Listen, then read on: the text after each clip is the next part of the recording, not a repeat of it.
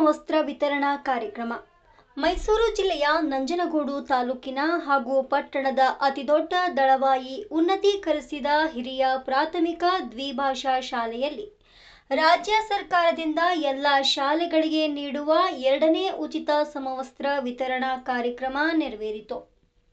ಈ ಕಾರ್ಯಕ್ರಮವನ್ನು ಉದ್ದೇಶಿಸಿ ಮಾತನಾಡಿದ ಬಡ್ತಿ ಮುಖ್ಯ ಶಿಕ್ಷಕಿ ಶ್ರೀಮತಿ ಲೀಲಾವತಿ ಅವರು, ಸರ್ಕಾರವು ಶಾಲೆಗಳಿಗೆ ಹಾಗೂ ಮಕ್ಕಳಿಗೆ ಹಲವಾರು ಸೌಲಭ್ಯಗಳನ್ನು ನೀಡುತ್ತಿದ್ದು, ಉಚಿತ ಪಠ್ಯಪುಸ್ತಕ, ಉಚಿತ ಸಮವಸ್ತ್ರ, ಉಚಿತ ಶೂ, ಉಚಿತ ಮಧ್ಯಾಹ್ನದ ಬಿಸಿ ಊಟ, ಹಾಲು, ಮೊಟ್ಟೆ, ಬಾಳೆಹಣ್ಣು ಸೇರಿದಂತೆ ಹಲವು ಸೌಲಭ್ಯಗಳನ್ನು ನೀಡುತ್ತಿದ್ದು, ಮಕ್ಕಳು ಈ ಎಲ್ಲ ಸೌಲಭ್ಯಗಳನ್ನು ಬಳಸಿಕೊಂಡು ಪ್ರತಿನಿತ್ಯ ಶಾಲೆಗೆ ತಪ್ಪದಂತೆ ಹಾಜರಾಗಬೇಕು ಎಂದರು.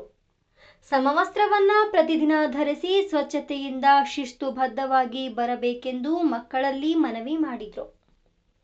ಈ ಸರಳ ಸುಂದರ ಸಮಾರಂಭದಲ್ಲಿ ವಿದ್ಯಾರ್ಥಿನಿಯರು, ಸಹ ಶಿಕ್ಷಕರು, ಶಿಕ್ಷಕಿಯರು ಹಾಜರಿದ್ದರು.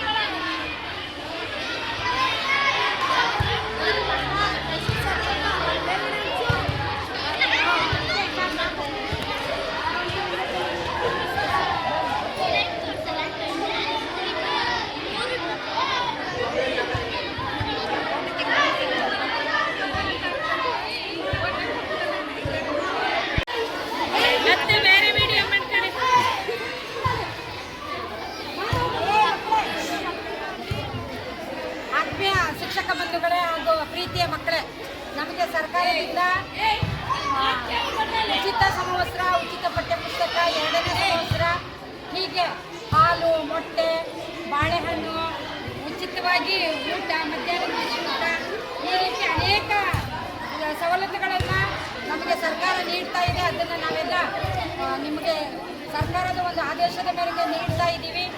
ಅದನ್ನು ನೀವುಗಳು ಬಳಸ್ಕೊಂಡು ಒಳ್ಳೆಯ ವಿದ್ಯಾವಂತರಾಗಿ ವಿದ್ಯೆ ಬುದ್ಧಿಯನ್ನು ಕಲ್ತ್ಕೊಳ್ಳಿ, ಪ್ರತಿನಿತ್ಯ ಶಾಲೆಗೆ ಬನ್ನಿ, ಜೊತೆಗೆ ಸರ್ಕಾರದ ಸವಲತ್ತುಗಳನ್ನು ಪಡ್ಕೊಳ್ಳಿ ಅಂತ ಹೇಳ್ತಾ ನಾನು 2 ಮಾತನ್ನು ಮುಗಿಸ್ತೇನೆ.